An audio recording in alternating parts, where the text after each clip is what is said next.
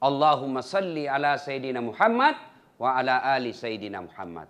Ibu bapak, saudara-saudara sekalian, teristimewa yang saya hormati, yang saya cintai, kakanda saya, Bapak Haji Halim beserta istri dan keluarga besar yang insya Allah dimuliakan dan dirahmati oleh Allah Subhanahu wa Ta'ala. Ini nasihat buat calon pengantin, pengantin baru, baik yang baru akad nikah besok maupun yang baru 2 anaknya. Semua ini kita pengantin baru, ya. 1, Adinda siapa tadi namanya saya lupa? Fania. Adinda Fania, 1, percayalah tidak ada rumah tangga yang tidak ada masalahnya. Itu dulu. Bohong ini kalau dia bilang tidak ada masalahnya dalam rumah tangganya. Bohong. Mana ada rumah tangga tidak ada masalahnya? Ustadz, banyak juga masalahnya itu Ustadz. Apa masalahnya? Banyak janda-janda pura-pura curhat. Ustadz, saya ada masalah Ustadz. Mohon bimbingan, saya cari imam. Semua ada masalah. Jangankan saya, Nabi, manusia mulia, namanya selalu digandengkan nama Allah. Coba, Allah pasti ada di sampingnya Muhammad. 2 kalimat syahadat, ada namanya Muhammad di dalam. Apa tidak ada masalah dalam rumah tangganya? Subhanallah, pernah difitnah Aisyah selingkuh. Coba, itu Nabi. Ekonomi, pernah Nabi 3 hari 3 malam tidak makan sampai cucu beliau Hasan Hussein pucat. Dalam struktur kekeluargaan, status sosial, bukan dibully. Diusir dari kampungnya, Bu. Dari Mekah diusir ke Madinah. Siapa yang usir? Pamannya sendiri. Itu Nabi. Apalagi ibu-ibu milenial. Hah? Waktu kita dipacari sopan betul. Iya dek, terserah adek aja deh. Saya ikut. Hati-hati sayang. Tuh ada batu. Waktu dipacari, begitu sudah akad nikah dan punya anak, tahan tuh kaki istrinya. Di mana kau simpan matamu goblok? Semua pasti ada masalah. Masalah apa dalam rumah tangga? 1, kesetiaan. Ini dulu, mana ada rumah tangga yang tidak pernah digoda suaminya. Suami kita baik, tapi perempuan banyak pelakor. Suami kita baik, tapi digodanya terus. Tambah lagi istrinya di rumah suka maki-maki. Akhirnya suami berpikir, ini bagus, parfumnya harum. Tutur katanya lembut, di rumah la haula wala quwata illa billah. Sudah. Ujian kesetiaan. Maka tidak mungkin ada laki-laki yang tidak pernah lepas dari godaan. Kesetiaan pasti ada. Itulah sebabnya kenapa Islam menghalalkan poligami. Kenapa? Karena laki-laki fitrahnya suka tergoda dengan syahwatnya. Daripada kalian tergoda dan berselingkuh, yuk nikah deh. Kasih jatah 4 kali. Dengan catatan mampu. Bukan cuma mampu seperti ekonominya Pak Halim. Enggak. Tapi apa? Mampu dipermalukan. Mampu dipecat. Mampu dibully. Mampu dimusuhi anak. Itu semua mampu. Kalau soal uang, orang kaya mampu. Tapi belum tentu mampu bersikap adil. 1. Masalah kesetiaan. Jangan salahkan suami yang tidak setia. Salahkan juga dirimu, kok bisa suamimu selingkuh. Bisa jadi tutur katanya istri kasar. Bisa jadi istri cantik kalau pergi pengantin. Arisan keluar semua bajunya yang jutaan. Giliran mau tidur sama suaminya. La haula wala quwata illa billah. Tidak sikat gigi. Pulang suami. Ada itu yang bedak, itu yang melengket semua di wajah. Dikasih timun. Nonton naik kakinya dia tar kursi. Dia buka ketiknya sambil menguap. Bagaimana suami tidak selingkuh? Maka kalau ibu-ibu tidak mau suami selingkuh, maka tolong jaga suamimu dengan baik. Tidak mungkin orang lain yang jaga suami kita. Lalu siapa yang jaga suami kita? Ya istrinya dong. Gimana cara menjaganya? Bukan disita HP-nya. Bukan ditelepon setiap 5 menit. Video call. Di mana kau Pak? Kau siksa namanya suamimu. Lalu bagaimana cara menjaganya? Komunikasi dengan tetap memuliakan dia. Jam 8 telepon, Pak, gimana kabar? Jangan lupa sholat duha. Jangan Pak, kamu lagi pasti sama sekretarismu. Apa ndak jengkel? Yuk dicarikan nafkah, kau curigai terus. Dibelikan kau pembeli cincin, kau curigai terus. Bagaimana istri suami tidak jengkel? Coba diingatkan, Pak, sholat duha, rezeki itu bukan kantor yang menentukan. Tapi Allah, jangan lupa sholat duha. Apa tidak nyaman perasaan kita sebagai suami? Jam 10 video call, tapi video callnya apa? Pak, saya lagi baca Yasin. Nyaman kan? Begitu mau maghrib lagi, dia video call lagi suaminya. Tapi apa? Video call dengan cucunya lagi ngaji. Demi Allah, perempuan manapun goda suaminya tidak tergoda. Kenapa? Istrinya di rumah meskipun sudah mati baterainya, tapi akhlaknya mulia. Iya Bu? Benar? Hah? Gimana kita tidak tersiksa? 1 jam keluar ditanya, di mana kau? Di mana kau? Di kantor. Bohong! Memangnya suamimu jajahan? Yang ketawa, saya serius ini. Hah? Gaspol memang. Maka ibu, kan ini di gaspol karena ibu-ibu yang banyak. Coba kalau laki-laki yang banyak, lakinya segas. Maka ibu keliru, ndak bawa suami. Satu, kesetiaan. Jadi jangan menuntut suami setia, lalu ibu tidak pandai menjaga suami. Caranya menjaga, ingatkan, bukan diintimidasi. Enak kan Pak, jangan makan di luar hari ini. Hari ini saya masak spesial buat Bapak, makanan kesenangannya. Nyaman perasaan kita sebagai suami. Tapi kalau WhatsApp-nya masuk, jangan lupa singgah beli cincin. Masih baik kalau cincin, kalau pembalut. Coba ya. 1. Yang kedua, masalah dalam rumah tangga. Ini calon pengantin, ekonomi. Tapi kaya bapak bukan jaminan bahagia. Kalau kekayaan membuat orang bahagia, demi Allah tidak ada orang kaya yang cerai. Coba lihat anak-anak orang kaya. Mewah ketika pengantin. Baru 2-3 tahun cerai. Menunjukkan ekonomi bukan faktor utama membuat rumah tangga bahagia. Tapi apa yang membuat rumah tangga bahagia dari segi ekonomi? Bukan banyaknya harta, bukan melimpahnya tabungan, bukan mewahnya rumah, bukan megahnya mobil, tapi apa? Rasa cukup dengan apa yang kita miliki. Ada orang gajinya cuma 3 juta per bulan, tapi tidak pernah bertengkar dengan suaminya. Kenapa? Karena istrinya selalu merasa cukup. Nah, ibu-ibu kan biasa. Yang membuat dia miskin bukan karena rezekinya tak ada. Tidak mungkin Allah tidak memberikan satu rumah tangga rezeki. Tidak mungkin. Allah itu bukan maha penganiaya. Allah itu maha kaya dan maha pemberi. Lalu kenapa ada orang bermasalah ekonomi rumah tangganya? Bukan karena tidak ada rezekinya, tapi karena dia tidak mensyukuri apa yang Allah berikan. Contoh, kalau gajimu 5 juta, gaji suamimu 5 juta, you hidup deh gaya hidupmu 4 juta. Supaya ada lebihnya. Tapi ibu-ibu modern sekarang, terutama yang tinggal di kota-kota seperti Jakarta ini, gaji suaminya 5 juta, gaya hidupnya 7 juta. Tidak pernah cukup. Kalau gajinya suamimu cuma 5 juta, you tidak usah pakai handphone yang 4 kameranya. Jangan ketawa, saya serius ini Bu. Untuk apa 4 kamera? Kan overdosis. Cuma 1 yang kau mau pakai. Contoh yang membuat kita miskin. Contoh. Gajinya suami cuma 5 juta. Datanglah istrinya. Bang, belikanlah saya tas. Karena kita ini merasa cinta kepada istri. Oke dek, belilah enggak apa-apa. Oke, selesai masalah tas. Begitu selesai masalah tas, selesai di situ. Tidak muncul masalah baru. Apa masalah baru? Masa tasku enggak connect dengan jilbab? Masa warnanya beda tas dengan jilbab? Beli lagi jilbab. Sudah salah. Sudah beli jilbab? Enggak matching dong. Masa mereknya beda dengan sepatu? Beli lagi sepatu. Padahal awalnya masalah tas. Iya toh? Itu dari segi aksesoris. Apalagi dari kebutuhan kecantikan diri. Saya baca iklan, la haula wala quwata illa billah. Untung istriku tidak gitu. Saya bilang mati saya kalau istri saya begini.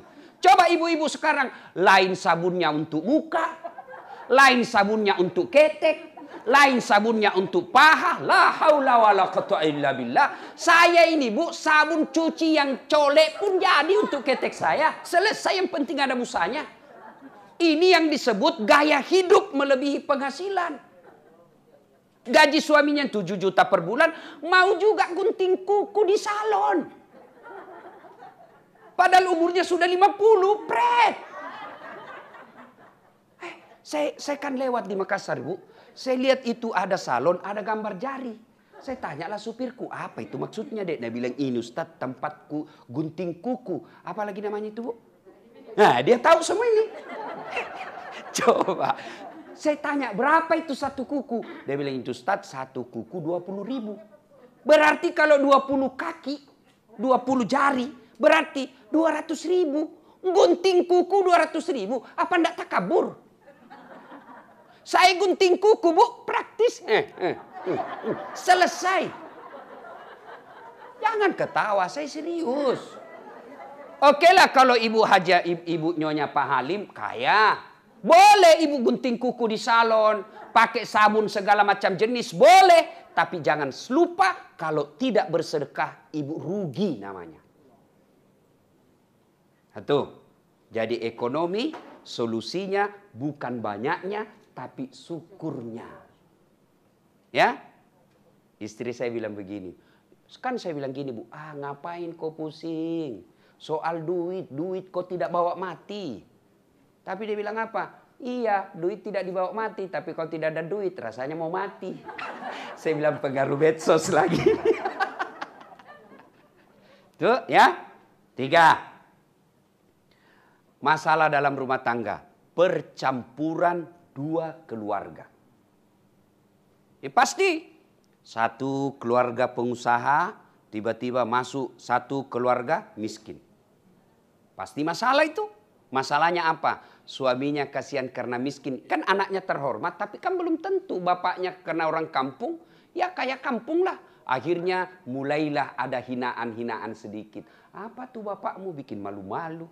Bawa pesta kok begitu caranya? Mulai masalah. Iya kan? Apalagi kesenjangan ekonomi. Percampuran 2 keluarga. Begitu kita bertengkar, mulai masuk curhat dan lain sebagainya. Maka apa solusinya? Banyak sebenarnya masalah dalam rumah tangga, tapi waktu terbatas. Nah sekarang apa solusinya? Begitu ada masalah dalam rumah tangga, Allah tidak menjelaskan, Das'at, Pak Halim, kalau ada masalah jadi presiden dulu. Tidak. Bu Aja, kalau ada masalah, jadi kaya dulu. Tidak. Kalau ada masalahmu, kau jadi anggota DPR dulu. Tidak. Allah cuma minta, Das'at, ada masalahmu, ista'inu bis-sabri wassalah. Sabar, perbaiki solatmu, saya yang selesaikan masalahmu. Ini ayatnya. Lalu apa aplikasinya? Apa prakteknya? 1, begitu ada masalahmu, yang pertama kau lakukan, sempurnakan solat. Kenapa solat, Ustadz? Karena solatlah segala-galanya. Saya berdoa, doamu tidak diijabah kalau kau tidak solat. Saya sedekah, sedekahmu tidak sampai kalau kau tidak solat. Saya bangun bantu anak fakir miskin. Saya bangun pesantren. Saya dirikan masjid di kampungku. Kalau kau tidak sholat, semua itu tertolak. Berarti yang pertama ada masalah, perbaiki sholat. Mohon maaf, mohon maaf, mohon maaf. Biasanya kita perempuan banyak tidak sholat kalau ada pengantin. Coba kita praktekkan besok ya. Hari apakah akad nikahnya nih? Sabtu toh? Coba itu banyak ibu-ibu tidak sholat itu hari Sabtu. Pestanya jam 12. Mulai ke salon jam 10. Ya kan? Oh, jilbab dipakai, jilbab sakaratil maut. Yang 3 lapis itu, Bu. Kuning, kiri, abu-abu. Ada juga kayak pohon-pohon di belakangnya itu biasa. Ya kan? Saya biasa bilang, bagaimana caranya pakai jilbab ini, Bu? Nih, saya ini keliling-keliling ceramah, Bu. Di Malaysia itu ibu-ibunya meskipun istri Perdana Menteri, istri orang kaya, jilbabnya sederhana. Paling ambil segitiga, kasih penita 1, selesai. Brunei juga begitu, Filipina Selatan juga begitu. Begitu kita masuk di Indonesia, Masya Allah, bingung saya lihat jilbabnya ibu-ibu biasa. Coba mukanya ada tembok, ada kayak kuning, krem, abu-abu. Kayak orang sudah tabrak tiang listrik. Bajunya sempit, roknya sempit. Jalanlah itu. Dia bilang suaminya, buru-buru ibu, terlambat. Dia bilang, tunggu sedikit pak. Beleng-beleng. Ayo, apa dilarang dandan? Enggak. Kalau ibu dandan supaya bangga suami di samping ibu, itu ibadah. Menyenangkan hati suami. Tapi kalau gara-gara dandan ibu tidak sholat, itulah yang disebut beleng-beleng. Hayya 'alas sholat. Suaminya bilang, bu, kau pergi sholat. Kau sudah 4 kali umroh. Habis duitku haji plus. Kau pergi sholat. Apa kata istrinya? Sadar kok pak. Saya sadar ini. Saya suruh kau sholat. Kau ndak lihat ini jilbabku 1 jam dipakai. Pret. Ya. Bagaimana kalau mau dandan Ustaz? Dandan dulu. Baru wudhu dulu. Baru dandan. Jadi ibu wudhu dulu baru dandan. Sudah itu tahan kentut. Biar ibu sudah wudhu tapi kentut batal. Dia bilang sedikit aja ke Ustaz, udah keluar semua, tetap batal. Ya. Coba. Nah, adindaku, calon pengantin, begitu ada masalah besok, sudah deh, langsung sholat. Perbaiki sholat. Jangan ada masalah, curhat. 2, ada masalah, doa kepada Allah. Hidayah bukan dari bapak. Hidayah bukan dari bunda. Hidayah bukan dari ustadz. Tapi siapa yang membawa hidayah? Allah subhanahu wa ta'ala. Maka berdoa. Alhamdulillah saya berdoa ustadz. Tapi doanya bukan dalam sholat. Di mana dia berdoa? Status. Tak kusangka kau begitu. Kesepian banget. Sibuknya itu Tuhan mau baca statusmu. Ya Allah lindungilah suamiku. Pret. Berdoa dalam sholat. Doa itu tidak harus bahasa Arab. Doa mau pakai bahasa Padang boleh. Bahasa Sunda silahkan. Bahasa Bugis boleh. Bahasa Jawa boleh. Bahasa Perancis pun boleh. Kalau ibu tahu. Bahkan boleh pakai bahasa isyarat. Sudah boleh. Allah tahu. Daripada ibu bahasa Arab tidak tahu artinya. Kan bingung malaikat. Apa maksudnya ini ibu? Dia mau doakan suaminya setia. Tapi doa dia baca doa minta hujan. Kan bingung malaikat. Iya. Maka berdoa silakan curhat. Tapi bukan di Facebook. Bukan di Twitter. Bukan di Instagram. Tapi doa sepertiga di akhir malam. Kalau tidak bisa sepertiga di malam. Selesai sholat maghrib nunggu isya. Curhatlah di situ. Ya Allah. Tak kusangka suamiku seperti ini. Tapi inilah jodohku yang kau berikan. Tidak mungkin saya menikah tanpa restumu ya Allah. Karena engkau yang menentukan jodohku. Tapi ya Allah. Tidak mungkin saya bisa mengawasinya. Engkau yang maha mengawasi. Lindungi dan pelihara suamiku dari wanita-wanita jahat. Buat dia pusing kepalanya kalau dia tidak lihat saya 1 jam. Dikabulkan. Ya? Bagaimana Pak Alim? Masih akal ini. Ibu-ibu tidak usah jaga suami. Biar ibu jaga, suami lebih tahu. Ibu periksa HP-nya. 2 HP-nya bu. Apalagi kalau orang kaya. Sudahlah. Lebih minta kepada Allah. Caranya dalam doa. Jadi besok dek kalau ada masalah selesai pengantin. Jangan curhat sama orang. Curhat sama orang pasti dia cerita. Saudara belum tentu baik. Saudara kita ketika situasi psikologisnya baik, dia akan baik. Tapi kalau dia dihasut, datang dengki, datang istrinya yang cemburu, maka dia kasih kita pertimbangan yang keliru. Masa begitu sih Ustaz? Tidak mungkin dia jahat sama saya. Dia kan saudaraku. Siapa yang dorong Nabi Yusuf masuk sumur? Ayo, saudaranya. Itu pelajaran buat kita. Jangan kau curhat sama saudaramu. Ah, masa sih begitu Ustaz? Dia kan masih saudara paman saya. Itu paman saya, saudara bapak saya. Siapa Abu Lahab? Siapa Abu Lahab? Pamannya Nabi, saudara bapaknya Nabi. Lebih baik begitu ada masalah. Curhat dalam doa. Tapi demi Allah, doamu tidak dijabah kalau kau tidak sholat. Ya? Nah, yang kedua. Begitu ada masalah. Sabar. Sabar. Apa itu sabar Ustaz? Apakah sabar itu kita lihat suami kita bawa perempuan masuk rumah? Saya sabar. Bukan sabar itu beleng-beleng. Lalu apa itu sabar? Alladzi isa asabatum musibah qalu inna lillahi wa inna ilaihi rajiun. Tiba-tiba kita dengar suami kita bicara kasar. Sudahlah, ucapkan saja di depannya. Inna lillahi wa inna ilaihi rajiun. Saya tidak mati. Kamu tidak mati secara fisik. Tapi mati sudah orang yang kukenal sebelum saya nikah. Itu. Maksudnya apa? Kok bisa begitu ya bang? Dulu waktu kau belum nikah saya baik betul. Maka saya ucapkan innalillah. Karena orang yang saya temukan sebelum menikah ternyata hilang sifatnya, fisiknya masih ada. Hah?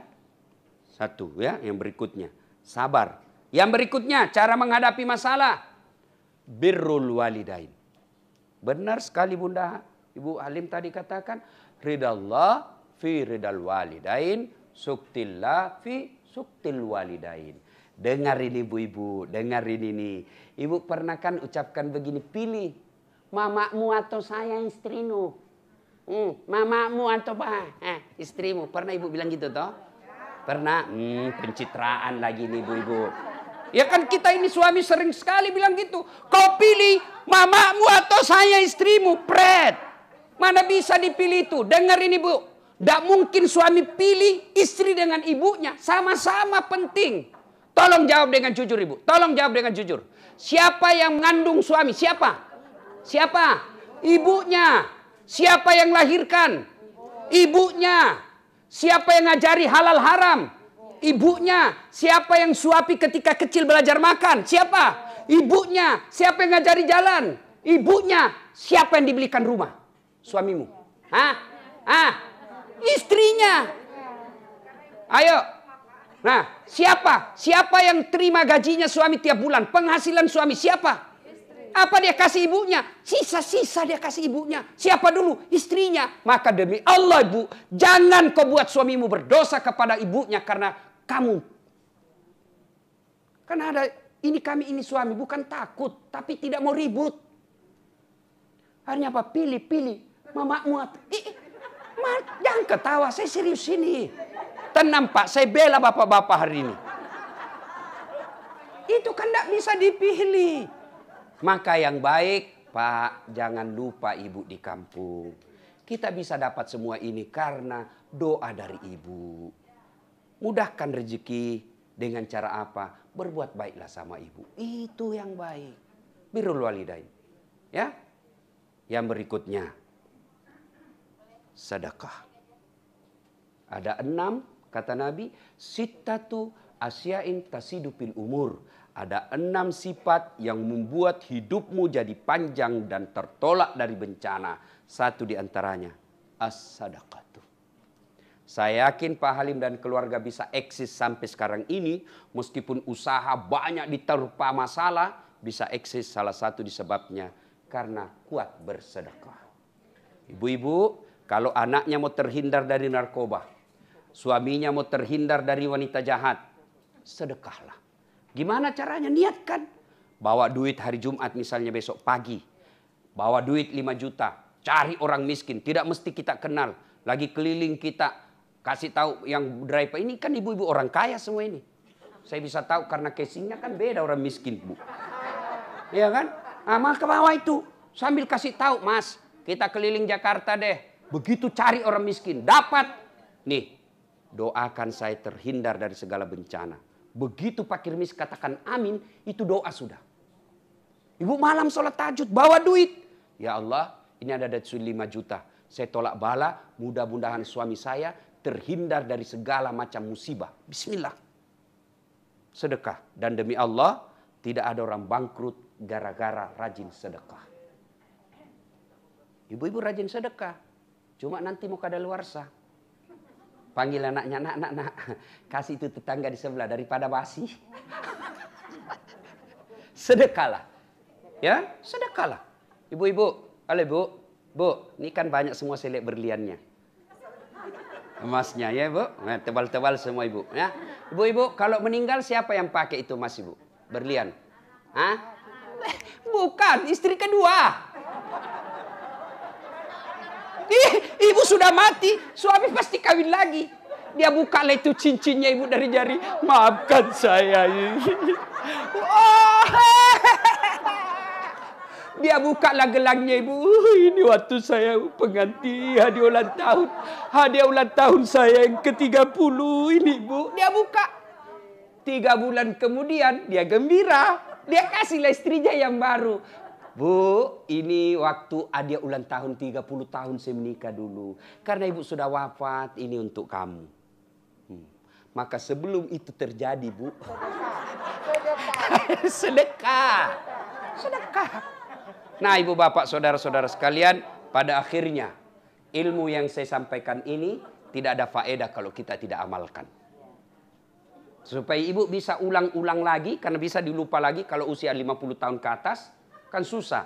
Yang susah dilupa itu kesalahan suami. Itu lalu diingat.